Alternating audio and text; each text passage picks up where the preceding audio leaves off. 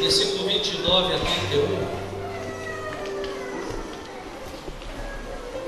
E eu queria, antes da ceia, nós falarmos rapidamente sobre as águias, porque a nossa igreja é uma igreja de vencedores. Amém?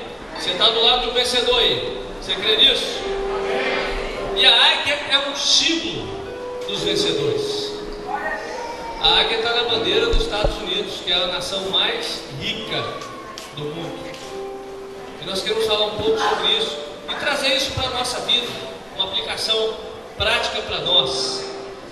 Isaías 40, de 29 a 31, a palavra diz assim: dá vigor ao cansado e multiplica as forças ao que não tem nenhum vigor. Os jovens se cansarão e se fatigarão, e os jovens certamente cairão, mas os que esperam no Senhor renovarão as suas forças, subirão com asas como águias, correrão e não se cansarão, caminharão e não se fatigarão. Meus queridos, como eu falei, a águia é realmente um animal notável, e a palavra de Deus diz que é um animal que Deus procura. Nós vamos ver até um texto de Deuteronômio que Deus até se compara com a águia, porque a águia, ela não se alimenta de porcaria, ela realmente é um animal majestoso, nos impressiona, e a Escritura fala sobre ela, e até Deus se compara com ela. O homem, ele tem uma posição importante na criação, e às vezes nós vemos o homem se comparando a tantas coisas, né? Eu já vi algumas pessoas dizendo que, alguns cientistas, que o homem, como todos os animais, vieram de uma ameba, um animal unicelular. Dele se formaram todos os outros animais. Para mim, alguém para ter essa ideia só se tiver uma cabeça de uma ameba, né? Porque não tem justificativo, não é verdade? Alguns acreditam que nós somos fruto de uma explosão, um Big Bang. Meus queridos, eu já até falei isso aqui, eu nunca me esqueço. Certa ocasião eu estava conversando com um professor de filosofia, e ele falou: pastor, e ele sabia que eu era pastor, e falou: eu não creio, como você é um cara que estuda, inteligente, acreditar no criacionismo, acreditar que Deus criou. E ele falou: não é muito mais fácil a gente acreditar, você acreditar na explosão? E ele falando sobre isso, eu falei: professor, eu não consigo acreditar. Imagina que uma fábrica lá na China, né, explodiu e saiu um relógio completo. É possível isso? E eu falei com ele: não vou muito longe não. Imagine que a Kombi do supermercado foi fazer uma entrega e tinha farinha, leite, ovos e água, e no caminho a Kombi sofreu um acidente e capotou. Aí começou a rodar, aí os ovos quebraram, quebrou o saco de farinha, a água começou a bater tudo, né? Uma batedeira gigante, bateu, pum, explodiu, saiu um bolo confeitado. É possível isso, professor? A vida humana é muito mais complexa do que um bolo, e eu nunca vi ninguém dizendo que uma explosão criou um bolo, ainda mais a vida de uma pessoa. Então é difícil a gente crer nessa teoria e não aceitar que Deus está por trás de todas as coisas. Mas quando Deus se compara e fala sobre a águia, lá em Deuteronômio 32, ele diz assim: como a águia desperta o seu ninho, se move sobre seus filhos, estende as suas asas, toma-os e os leva sobre as suas asas, assim só o Senhor o guiou, e não havia com ele Deus estranho. Interessante que Deus, ele se compara aqui a uma águia. A águia, como eu disse, é um animal majestoso, é um animal que simboliza altivez, simboliza grandeza. A águia é notável pela sua força. É interessante que a águia consegue alcançar voos de até 3.000 metros de altura. Nenhum outro pássaro chega lá. A águia, ela, pela sua estrutura óssea, pela sua forma como ela, a sua curvatura, a sua envergadura, ela consegue construir ninhos lá no alto. Interessante que a águia, ela não faz ninho embaixo. A galinha faz ninho aonde? Na terra. O pardal, a rolinha, faz ninho, qualquer lugarzinho onde ele acha uma fresta. E o gato vai e pega, né?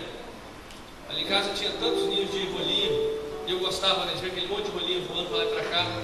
Aí mudou um vizinho cheio de gato. Aí eu vi que as rolinhas começaram a entrar em extinção. Sumiu tudo, porque a rolinha é descuidada. Mas a águia não, a Bíblia diz que ela procura o alto de um penhasco.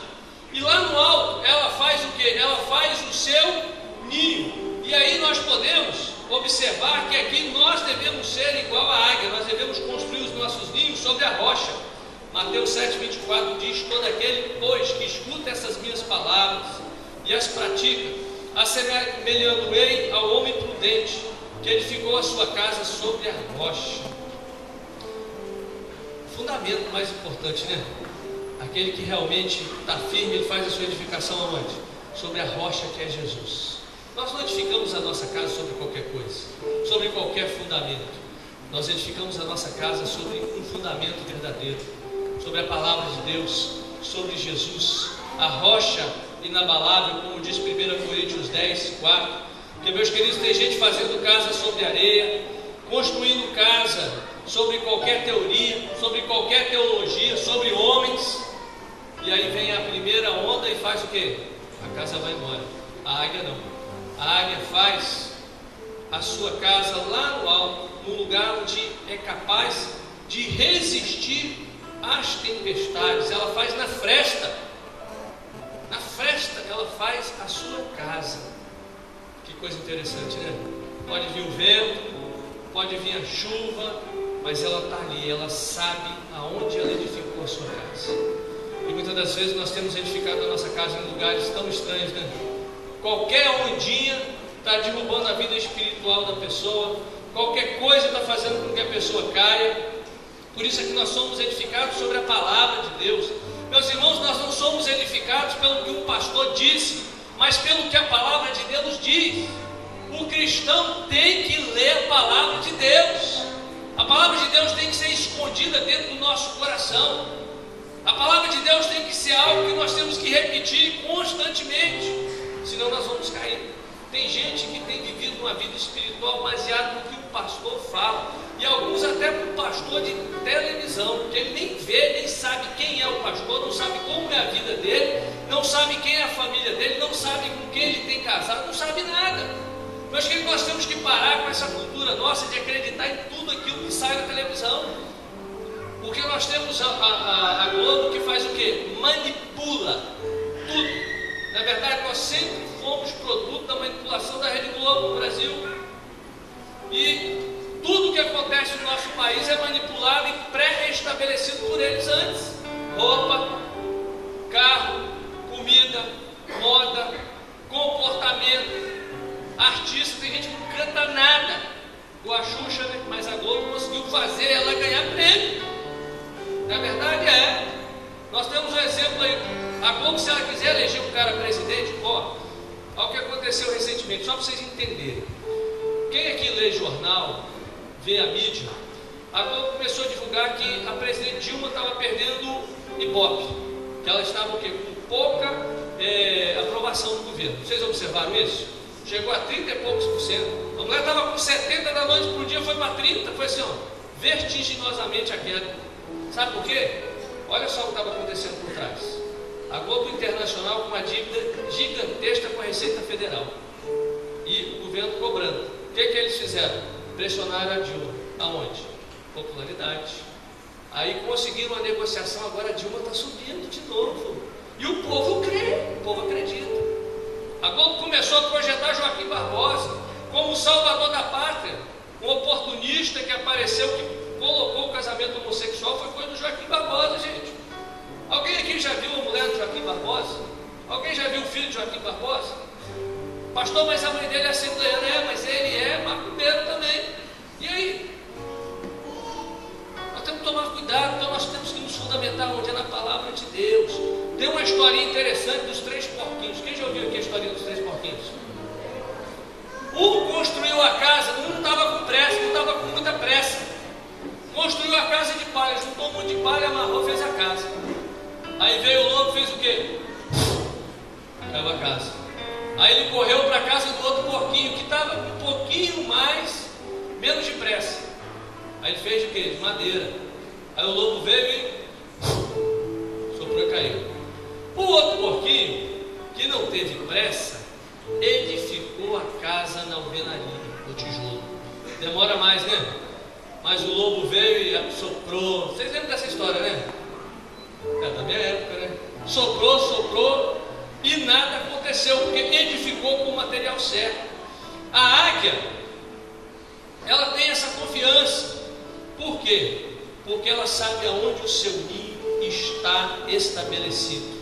Ela sabe que vento, ventania, ela sabe que serpentes não vão chegar lá, leões não vão chegar lá. Ela sabe que debaixo das asas do Senhor, o salmista diz isso, né? Aquele que habita a sombra do Onipotente descansará. Debaixo das asas do Senhor, meu irmão, é o melhor lugar que você pode estar. Na verdade, Deus, com certeza, Ele quer que você edifique logo da primeira vez, porque depois que a casa cai, reconstruir a casa é mais difícil. Mas a águia, algo interessante, que a águia, ela casa, a águia macho casa com, não, a águia fêmea casa com um águio, porque a águia é fêmea, então o águio é o macho. Os dois casam para toda a vida. E aí a águia e o águio resolvem fazer um ninho, fazem um ninho. E segundo os pesquisadores, eles levam até troncos, o ninho chega a pesar mais de 2.000 quilos de tanta coisa que eles levam lá para cima. E eles vão preparando o ninho, e as próprias penas que caíram deles, eles colocam para afofar. O ninho fica super confortável. E aí a águia coloca 1 a 2 ovos.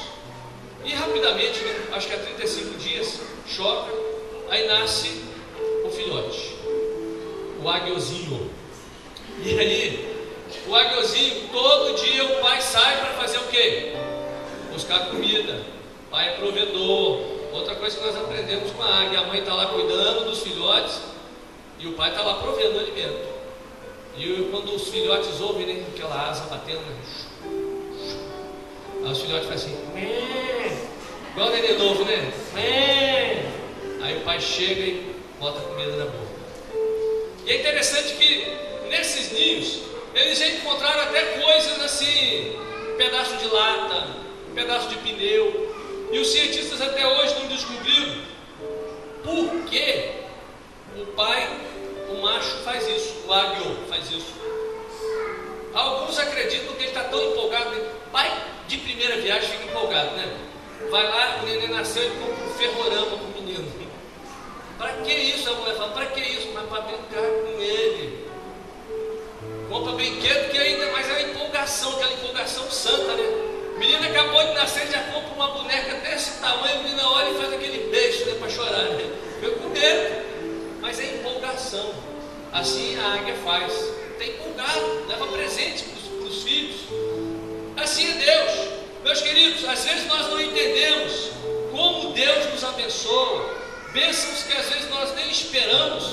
Deus manda sobre nós. Já aconteceu com você? Deus mandar coisas para a sua casa, sobre a sua vida, que você não estava esperando, você não pediu. Mas é porque Deus, Ele faz isso com o Filho dele. Ele está empolgado comigo, com você. Você é um projeto de Deus que deu certo. E Deus está empolgado com a sua vida. Deus quer que você faça o quê? Que você frutifique, que você dê frutos, que você gere filhos. Deus quer isso de você. Deus não quer que você viva uma vida estéril. Deus quer que você tenha uma vida produtiva, mais produtiva para o reino. Meus queridos, a pior coisa que há é o crente improdutivo, aquele crente que não produz para o reino. Uma águia que não gera filhos é uma águia que vai terminar a espécie dela ali. Você tem que gerar filhos, e filhos espirituais. É uma coisa interessante. Bom Sérgio sempre fala isso. Bom Sérgio, líder de célula, ele fala, pastor, o mais importante não é o cargo, é o encargo. Tem gente que quer o cargo e tem gente que quer o encargo. O encargo é o fazer. Às vezes a pessoa espera. Não, meus queridos, você não tem que esperar, não. Você tem que você fazer. É você entender que você tem parte do reino. Se nós queremos ser uma igreja de vencedores, se nós queremos ser vencedores, nós temos que fazer para o reino. Aquilo que eu tenho dito aqui, daqui a 200 anos, O carro que você tem, que valor ele vai ter? A casa que você tem daqui a 200 anos, o que ela vai valer? Talvez você lutou tanto para morar na Ilha do Frade, aí morre e vai morar onde? Santo Antônio, ou Maruí, ou lá no Jardim da Paz, em Laranjeiras, né? Gastou tanta energia, para quê? Não é verdade? Ontem faleceu aquele camarada, de tanto ele ser veloz e furioso, ele bateu com a Ferrari dele e morreu. Bonito, famoso, numa Ferrari, morreu. E o que vai contar para a eternidade? A Ferrari, os filmes Velozes e Furiosos, vai valer alguma coisa quando ele chegar diante do Senhor? Não é verdade? A águia é um animal que quando chega a hora de voar, meus queridos, quando chega o tempo de voar, os filhotes começam a crescer, né? Deus é assim com você, tá? Quando você vira adolescente na fé, Deus começa a fazer um rebuliço na sua vida. Deus começa a tirar as penas que cobrem o ninho. Aí o ninho já não fica mais tão confortável. Sabe quando é que a águia descobre isso? O águia, o macho descobre? Porque geralmente a águia, a fêmea, né? A águia, ela protege os filhotes. Mas o macho, ele fica, eu vou ficar dando comida para marmanjo a vida toda. Porque ele chega, né? Começa a bater as asas, né? Aí os filhotes, ué, adolescente. Porque quando era filhote era ué, agora adolescente é ué, aquela voz grossa, né? Aí o pai já começa a fazer o quê? Tirar as penas, começa a tirar as folhas e fica só as pontas dos galhos. Aí os meninos já não ficam mais em pé, ficam incomodados. Deus faz isso. Deus vai te sustentando. Você usa a bibliomancia, né? Você quer saber de Deus algo? Senhor, devo viajar para o Rio de Janeiro? Aí você abre a Bíblia, tchum, aí bota o dedão, de olho fechado, bota o dedão e fala, desce ao Rio Jordão e lá, opa, Rio Jordão, Rio de Janeiro, vou para o Rio. Aí depois você já está caçando na Bíblia, vou para o Rio, não aparece nada mais. É bibliomacia, chega um ponto que Deus não fala mais dessa forma, porque você cresceu. Aí Deus quer que você cresça, tudo precisa crescer. Ele vai agitar, e às vezes você está ali na célula, né? A célula está confortável, né? Quinta-feira eu estava na célula da Léa e da Ludmila, maravilha, né? Aquele monte de gente se abraçando, lotada a casa, beijo para lá, beijo para cá, comunhão. Mas está na hora de tirar as penas, está na hora de começar a multiplicar, está na hora de fazer isso. Por quê? Porque se nós queremos realmente estabelecer, está na hora das pessoas se tornarem líderes, assumir a sua posição no reino, porque o reino tem que ser tomado à força, é com trabalho, e você tem as asas da fé. Aí a águia faz o quê? Ela começa a bater as asas, e lá no alto do penhasco, 1.000 metros de altura, ela começa a bater as asas e jogar os filhotes para a ponta do abismo. Aí os filhotes, Deus esqueceu de mim, meu Deus, Deus não me ama. Já aconteceu com você? Por que está acontecendo isso? É porque ninguém, está na hora de você voar, minha irmã. Tem, está acontecendo isso, está na hora de você começar a voar. Deus começa a bater e você chega na ponta do abismo. Papai não me ama. Aí ele, joga o filho lá de cima. Aí o papai não me ama, Deus não me ama, Deus não gosta de mim e vai caindo. Ele não descobriu para que serve as asas, né? Aí quando chega lá embaixo, antes dele bater a asa, a águia vem no voo rasante, pega e suspende o filhote. Aí vai lá em cima de novo, Jesus me ama de novo, Deus me ama. Aí quando chega lá em cima, solta de novo. Oh meu Deus, o que eu fiz de errado agora? E vai caindo. Aí o que vai acontecendo? Chega uma hora que o filhote descobre, começa a bater uma asinha, começa a pegar estabilidade, aí começa a bater outra asinha. Aí ele descobre para que serve a asa, mas ainda ele não está preparado. A mãe pega, leva lá em cima de novo. Aí leva lá em cima, aí solta, aí ele já não cai mais daquela forma. Ele vai aprendendo a voar. E é assim que Deus quer conosco, Deus quer que nós venhamos a aprender a voar. Meu irmão, você não tem que ter medo de experimentar as suas asas. Tire as suas limitações. Mateus 17:20 diz assim: nada vos será impossível.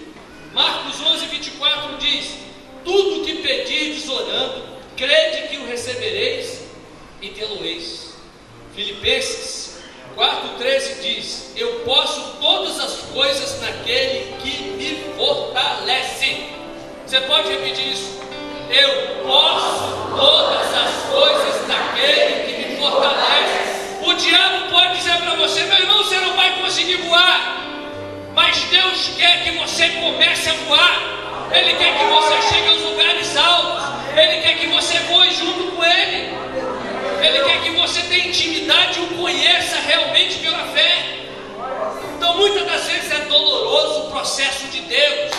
É doloroso, porque envolve às vezes enfermidade, envolve quebra, envolve muitas coisas, até no relacionamento envolve essas coisas. Mas você tem que crer no Deus que você serve, porque a nossa religião é uma religião de fé. Nós não vemos o Deus que nós cremos, mas nós sentimos o Espírito Santo em nós.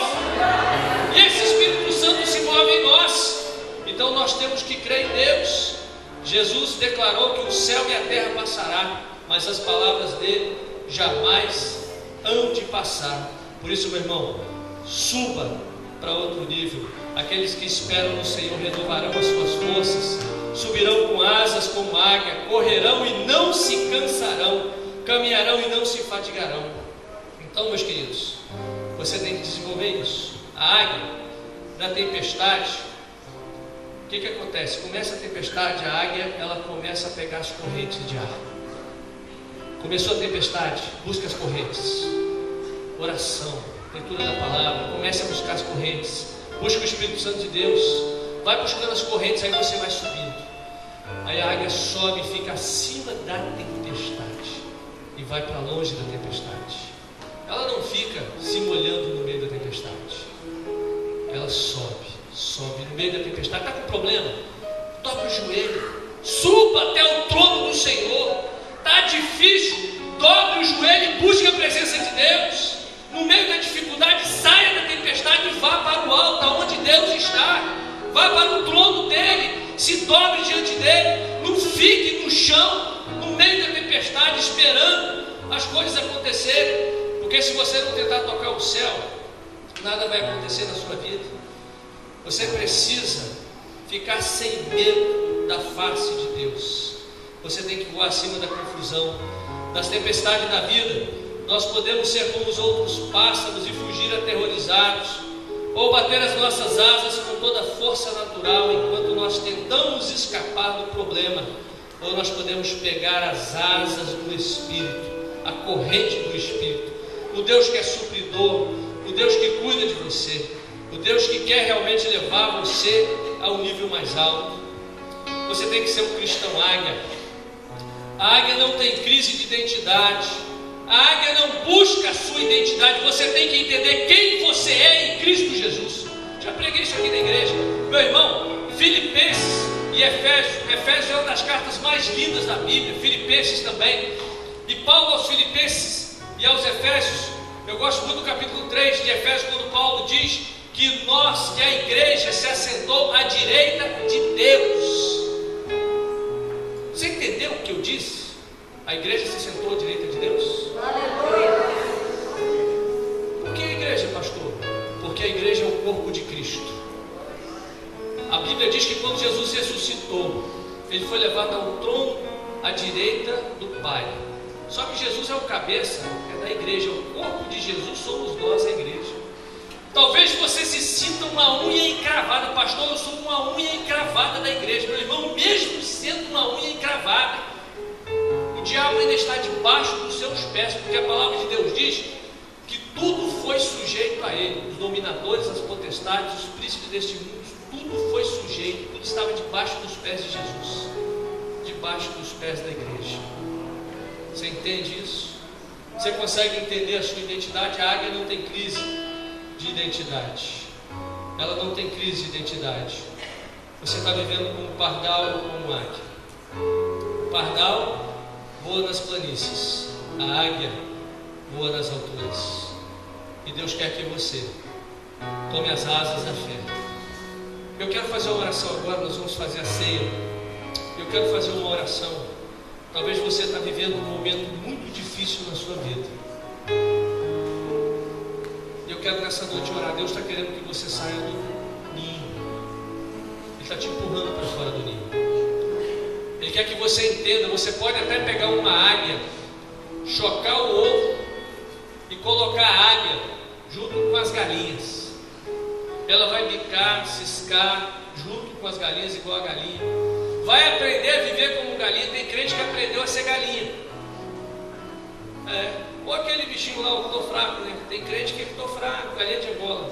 Como é que você está, meu irmão? Estou fraco. É o crente galinha de Angola, que foi criado com as galinhas de Angola. Só vive fraco. Qualquer crisezinha, estou fraco, pastor, ora por mim, está difícil. Fala até gemido, né? Ora por mim, pastor. Vai para o monte hoje. O crente foi criado com as galinhas de Angola. Você pode até ter sido criado com elas, mas o seu DNA é de águia. O seu DNA, o DNA de Deus é de águia. Você foi feito não para ciscar e comer minhoca. Você foi feito para voar nas alturas, meu irmão. E chega uma hora que Deus, Ele tira você do galinheiro e te leva para as alturas. E está nessa hora, talvez está difícil, está duro. Mas como eu falei, se você não orar, chegou a hora de você dobrar o seu joelho diante de Deus, de você buscar conhecer a Deus. O crente tem que ser batizado no fogo, no Espírito Santo de Deus. O crente que não é batizado no Espírito Santo de Deus, ele treme diante dos problemas, ele treme diante das dificuldades. É por isso que nós temos que buscar cada dia o revestimento do Espírito, o fogo do Senhor sobre nossas vidas, porque senão você não vai resistir. Qualquer coisinha, estou fraco. Você tem que voar com as águias. Está difícil, mas Deus nessa noite Ele vai encher você com o Espírito Santo de Deus, porque a palavra de Deus diz que o Espírito seria ministrado à igreja, e a igreja de hoje precisa receber o mover do Espírito Santo. E nós vamos orar agora. Eu quero convidar todos os líderes de célula aqui na frente, os presbíteros também. Quero convidar vocês para vir aqui à frente. Nós vamos orar por você agora. Todo líder de célula, vem cá na frente agora. Todos os líderes que estão aqui, vem cá, nós vamos orar. Vamos orar pela igreja. Eu creio que é um fogo de Deus na mão desses homens e dessas mulheres. Eu creio que é uma autoridade sobrenatural na mão deles. Eu quero te convidar a ficar de pé. Está difícil, meu irmão? Nós vamos orar por você agora. Nós vamos orar pela sua vida. E nós vamos fazer o seguinte: você que está passando por lutas, passar o óleo aqui. Hoje é ceia, é dia de um milagre especial de Deus.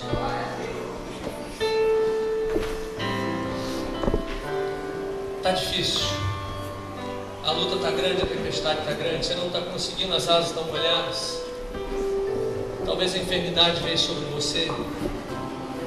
Eu quero te convidar nessa noite a experimentar algo sobrenatural de Deus sobre a sua vida.